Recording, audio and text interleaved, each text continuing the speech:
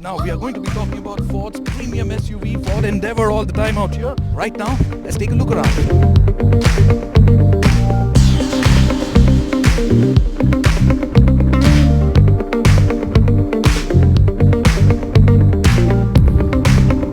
It's great to look at, it's great to sit in, it's great to drive, it's extremely smart.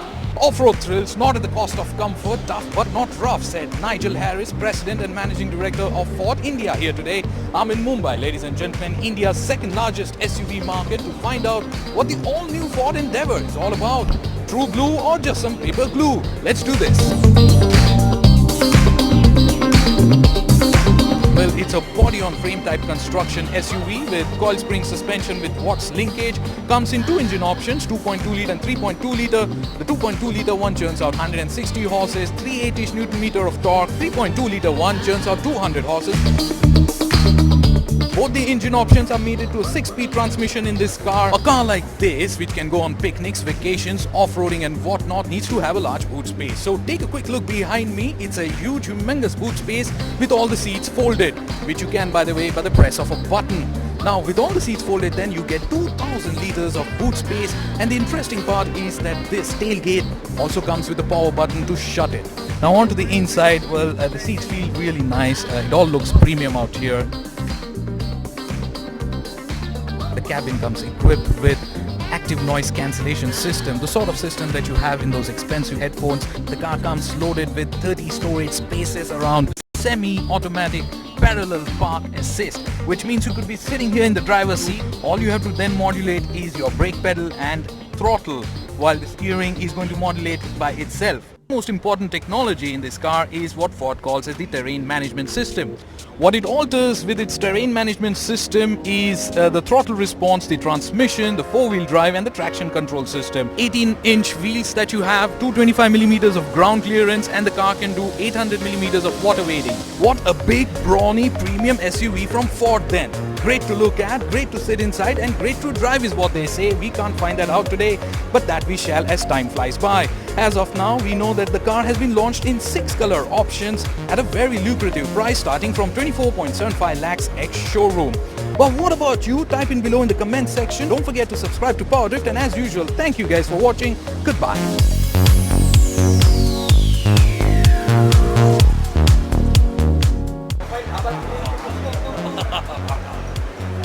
Dude, battery exhausted.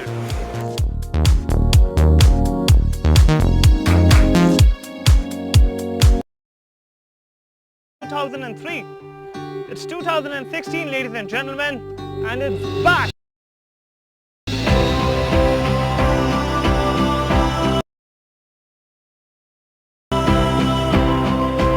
In its latest iteration, it has matured so much, it's gonna take me more than one mindset to understand it. And as such, on the outside, I don't need too many words to explain how it looks. I think it looks brutishly handsome. Let's quickly check how it looks on the inside. There's definitely a very premium feel to this cabin with a leather-cladded dash, 8-inch touchscreen, the instrument cluster, part analog, part digital, lots of tech on offer, automatic headlamps, rain-sensing wipers, cruise control, a 10-speaker music system with subwoofer, a Wi-Fi hotspot, panoramic sunroof, steering wheel nice and chunky. It's got 22 buttons on it, but it's only adjustable for tilt, not reach. This car comes with a suite of technologies that let you take on any terrain, something that Ford calls terrain response management. And if that is too much of a name for you, think of it as a cheat code. It's got an all-new chassis, a complete new body shell, an advanced suspension setup. It makes the older one feel like an automobile relic. Here, preset algorithms for different terrain control the traction control, EBD, throttle response and gear change RPM to make sure you have maximum traction for the particular terrain. This is the most common kind of surface you'll be driving on, a dirt road, gravel road or a forest trail. And in the snow mud grass mode, the throttle response dies a little. It's a little dull to avoid wheel spin. The ABS will allow the wheels to lock a little so that you can brake quicker on the smooth surface.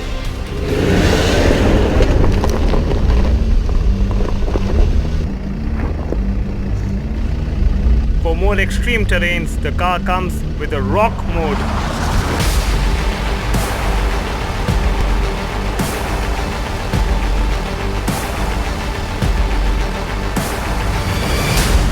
Alright, I have a problem. My front right tire is in the air and my rear left doesn't seem to have enough traction. Rear differential lock on. Let's try it again. Thank you. Hill hold assist. Oh my God.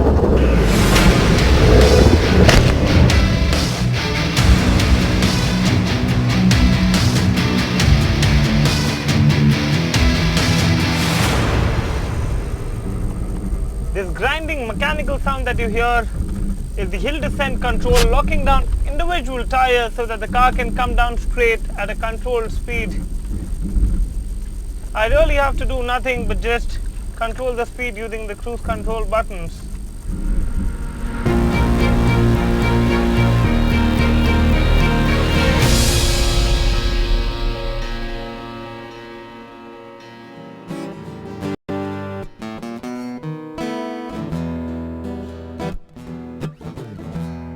I am a survivor.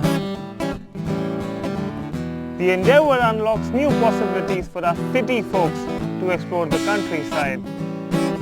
It really is so easy and convenient. It's like the car's begging you to explore beyond the tarmac. I lost my way. My head feels lighter now that you are gone.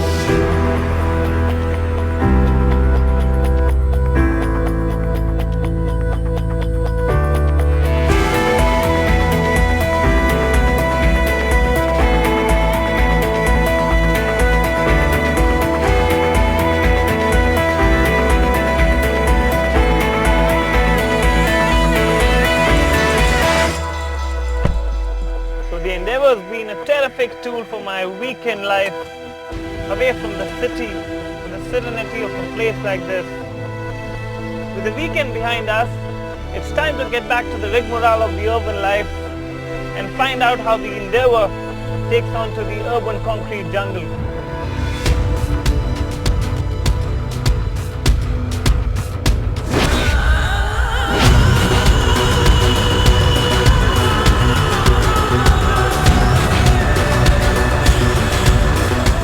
It always has been a strength for Ford cars. This one is no exception. It's almost surprising to see how well this 2.3-ton, nearly 5-meter long SUV handles on these twisty, narrow roads.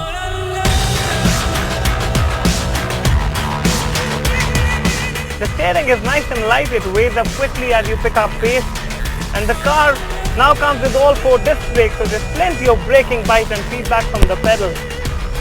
The suspension setup on the new Endeavour is a lot more firmer, so the car feels more stable and sure-footed into corners, but all this handling, it comes at a price of rear seat comfort. Things back there are not as plush as they are in the front seat.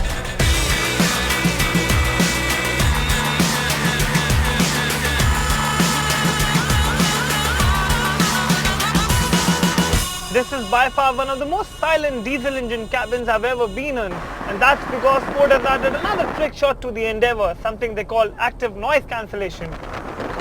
What looks to be inspired from premium headphones, 3 sophisticated microphones here, here and here pick up all the noises of the engine and surroundings, and then the system plays counter sound waves using the 10 speakers inside the car to mimic the experience of noise cancelling headphones. Wow. What more, the infotainment system It has 7 different levels of adaptive music settings. So as the car picks up pace, the volume can keep rising to compensate for whatever little noises that will creep inside the cabin. Now such a technology has existed before. Cars and manufacturers before the Endeavour have been using it. But those cars need you to rob a bank. This doesn't.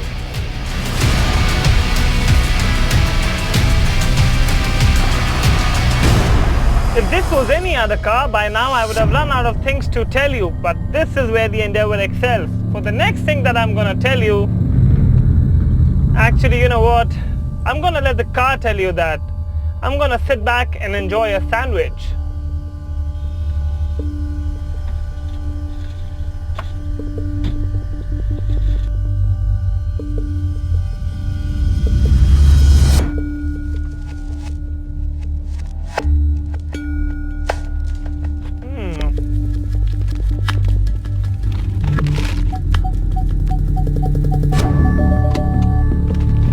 Forward.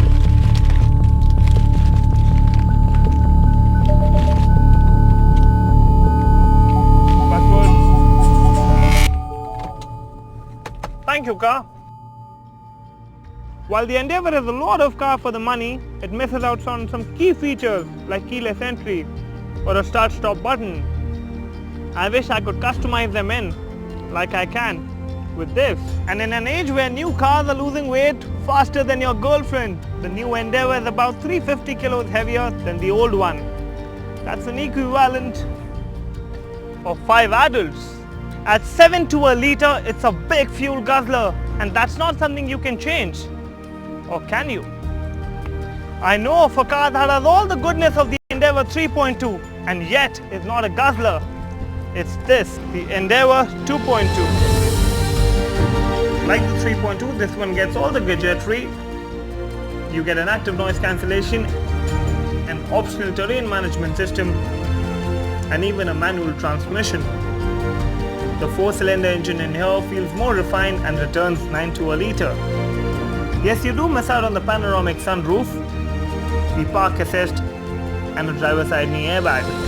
But then this one is 3 lakh rupees cheaper. No matter which variant you buy, the Endeavour is gonna put a smile on your face as big as the car itself.